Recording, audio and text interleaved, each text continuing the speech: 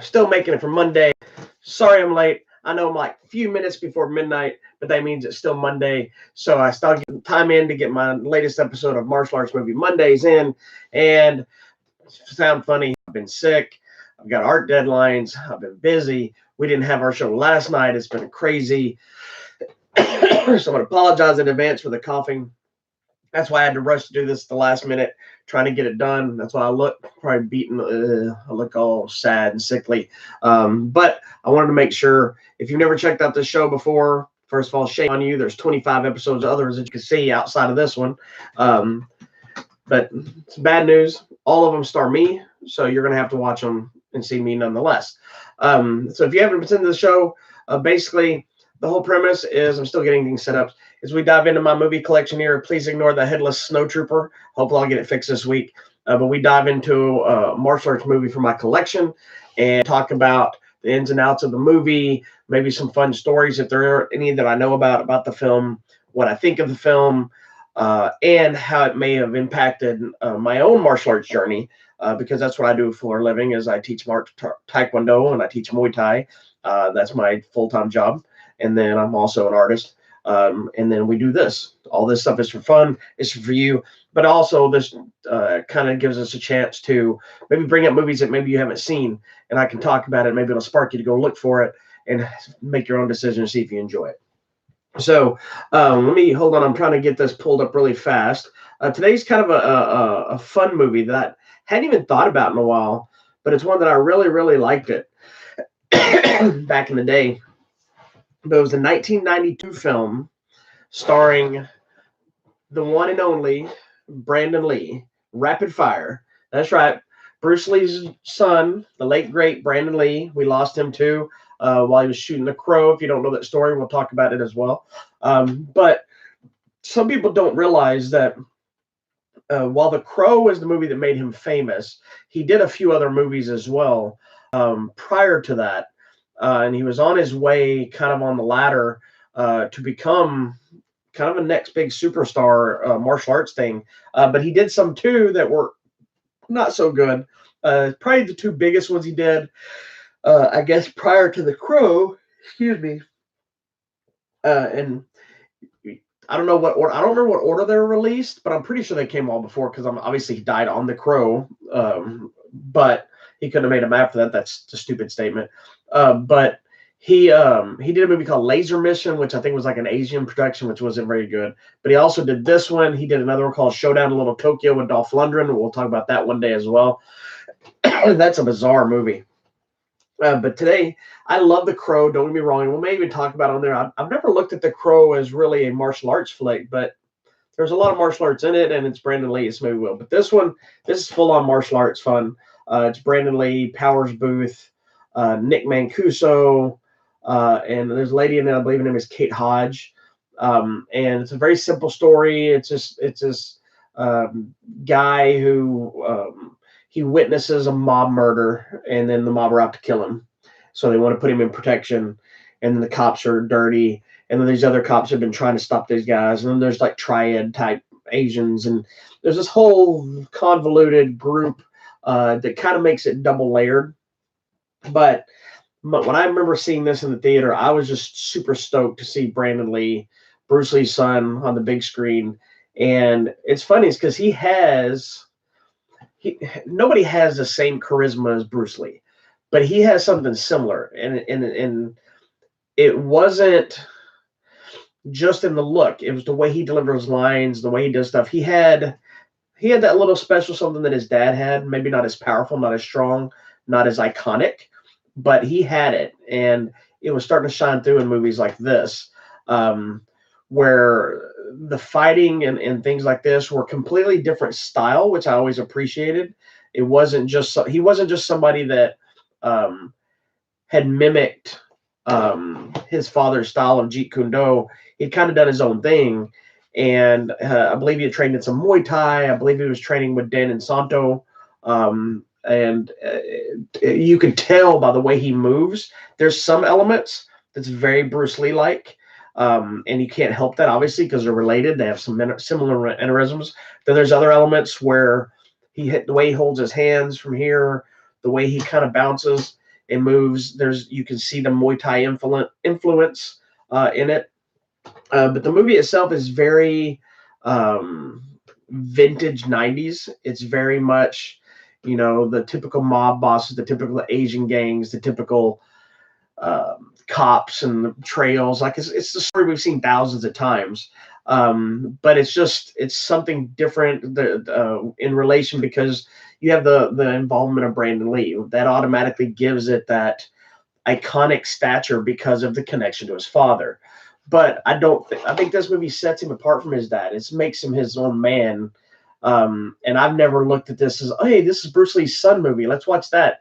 I'm like, I watched this Brandon Lee movie. And I think The Crow gave him that. And even had he not died on The Crow, I still think he would have got that status from The Crow, because The Crow was kind of elevating his direction in film, because The Crow still stands as a great movie by itself. But this one is probably still my favorite Brandon Lee movie. I know there's not a big chunk to choose from, but there's just some great fight scenes. There's some great, some of them are ridiculous. Like there's a whole full-on shootout with the cops versus the mob guys, and there's machine guns and shotguns, and all the midst of this, he's running around kicking people's asses and ninja and them karate chopping and kicking and jumping. And, even one part where this guy's choking him with a shotgun like this, and he backflips over him and takes the guy and it shoots the other guy with the same shotgun. It's ridiculous on some level, but it's awesome. But even more so, there's a great appearance of the always great Al Leong, who is probably the most notable Asian hitman, bad guy, anything you want to find in those movies during this time period. I think he's most known, I think it was Endo, I think is the character's name, in Lethal Weapon. He's the guy that's electrocuting Mel Gibson. But he's in Big Trouble in Little China. He's in everything. But him and Brandon Lee have a great fight scene. And what's cool is this movie ends up having it feels like it ends, and then there's a whole nother set of action sequence. So like the big shootout could have been the climactic ending of the movie, but then there's the whole triad section of the movie. And so it goes in further, and then you get a whole nother set of fight sequences. They're all really well done. The only thing I was thinking is I believe it's Dustin Nguyen. Isn't he in this one? I remember seeing him from 21 Jump Street. Hold on, let me double check, make sure that was him that I remember seeing. He shows up in the movie. He doesn't get to fight at all, and he's done martial arts movies, so it's kind of felt like a waste to me. But you had to have to let that go, because it's obviously pretty much a Brandon Lee movie. I think in the movie they even talk about with Brandon Lee's fight style, some of the systems he's done. I think they mentioned Muay Thai and Wing Chun, and it's funny because they mispronounce some of the stuff. They even refer to him at one point. They call him, he uses his fists of fury, obviously a nod to his dad. But excuse me. It was what it was, but it's there's a lot of people that were all like kind of passed on this movie. It seemed to be one of those things that went through a bunch of gamuts of people too, of different actors. I think almost every major person in Hollywood was offered a part. What is this? Oh, sorry, something popped up in this. But it still stands on its own as a great little action flick with the cast they have. Powers Booth is great in it. Brandon Lee's showcases that he could carry a movie if he needs to, and he's got the baby face, but he's got the fight skills. He's got the little cocky attitude, kind of like his dad had, and not in a bad way. His dad didn't have an attitude problem. He had that confidence that kind of oozed off him, that kind of, you could, depending on how you wanted to look at him, he just looked like, he was confident in himself. He believed in what he could do, and he was going to tell it to your face. And if you couldn't tell it to your face, he'd smack it. And at the same time, still had the respect and stuff for you, where Brandon has that same vibe to him, or did in this film. I think, if I remember correctly, I think there was a thing something I read at one point. Then when they were making this, they were wanting to, I'm trying to see if it's actually on here, that they actually wanted Brandon Lee wanted John Woo to do the movie. But because it was a martial arts flick, like the studio turned it down for him to direct, because he did more of the shoot 'em up type stuff at the time, and they didn't really want him to turn into that movie. They wanted a martial arts flick. So who knows? But I really enjoy this flick. It's not one that there's not a lot of, to my knowledge. Let's see if there's any fun things to tell you about. I don't think there's a lot of really behind the scenes stuff that was overly surprising. Other than this was just came during a time when Seagal and Van Damme and all those things were, excuse me, were like all the rage, and Brandon came in at a great time for that. And sadly, his life was cut short with The Crow. But we always got Rapid Fire. And if you've never seen it, believe it or not, I've seen a lot of people, or I've met a lot of people that are martial hardcore. They call themselves hardcore martial arts fans, and they've never seen Rapid Fire. They've never seen stuff. And this is a great, just old school martial arts flick. You could have taken Brandon from this movie and replaced him with Van Damme or Seagal, and it had that same vibe. They couldn't have done the same thing he did with the character. They wouldn't have fit this character because he kind of had to be an everyman, but still have the martial arts background without looking like somebody who was just ready to kill everybody. Like he needed to look like a normal guy, and that's one thing Brandon had going for him is he was ripped and he was cut, and he could take his shirt off. He'd sex appeal for the women, but he was martial arts in shape, built like his dad, and had the skills levels for it. But he could pull off the everyman look and not have to be just a pretty boy, but also not have to look like this rugged, crazed man with super muscles and all that stuff to sell it. He had all that, but in a slimmer, lean way like Bruce did, and it just works. And I love, love, love this movie.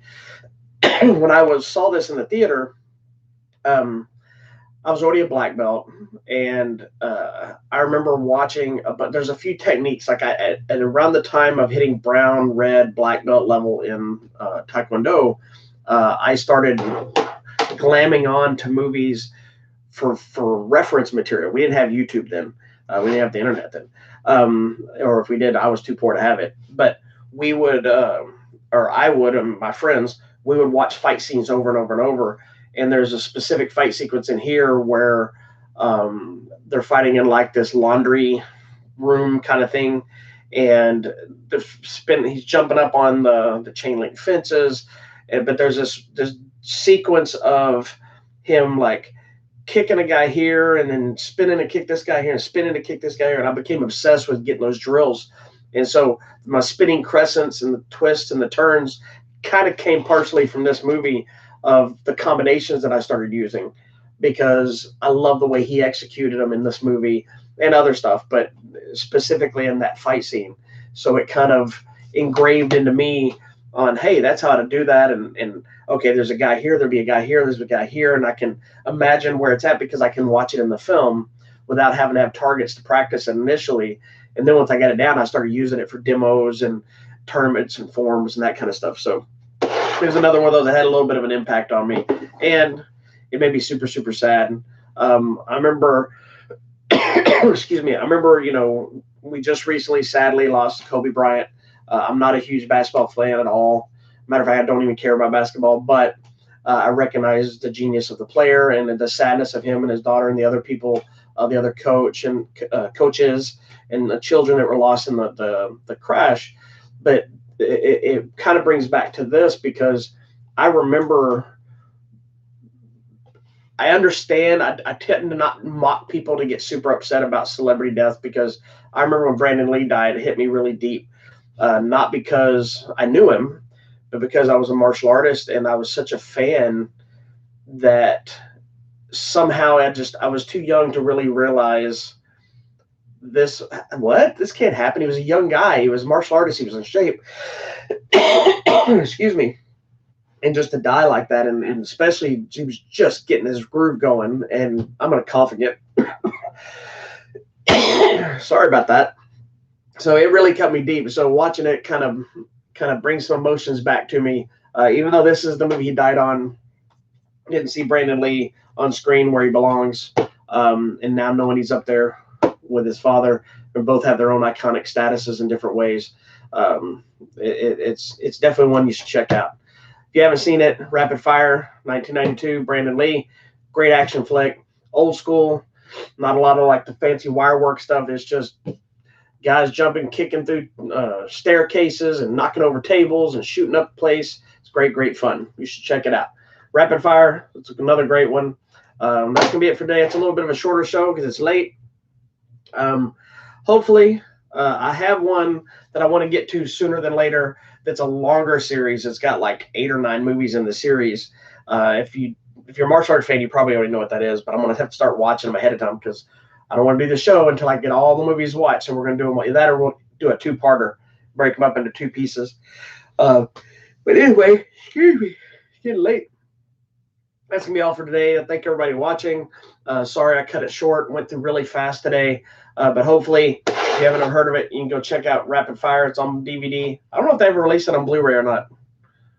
It's 20th Century Fox, so who knows? Maybe we'll get a new release of it someday, or through Shot Factory or something. Excuse me. But please don't forget to check out our website, HollywoodMatrimony.com. We have numerous contests on there right now. Giving away a new Bruce Willis movie called Trauma Center, a copy of Terminator's Dark Fate in 4K. We just put up some Fandango passes for the movie Just Mercy, starring Michael B. Jordan and Jamie Foxx and Brie Larson. There is no contest for it. You just go in there and enter it. I think you have to like share a page and just send an email that showed that you share the page.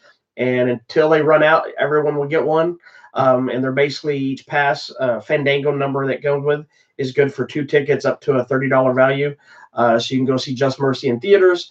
And I think there's one other one, but it's a digital copy of Frozen 2 is also available. So you can go to our website, HollywoodMatrimony.com, to check that out. And also go us on the Twitter, Hollywood Matter, MATR, the Instagram, Hollywood Matrimony, and of course the Facebook at Hollywood Matrimony. And subscribe to all of our pages, because the more subscribers we get, the more fun stuff, free stuff we get for you. And please don't forget, hit that subscribe button on this YouTube channel. We want to get some more subscribers so we can get more stuff for you, more content, more shows, more freebies, all that kind of good stuff. So till next time, join us tomorrow. We'll be back for another episode of TV Tuesdays with me and the missus. I think we're going to be able to do the show daytime tomorrow. And then we'll be back with another episode of Hollywood Matrimony Live that we didn't get to do this week because I was too sick. So we decided not to do it. We didn't go see anything. We didn't do anything. I was just out of it, as you can see, hear from my wacky voice. So anyway, I appreciate you. As always, be nice to each other. Keep your hands up. And above all else, be happy. Now I got to try to breathe.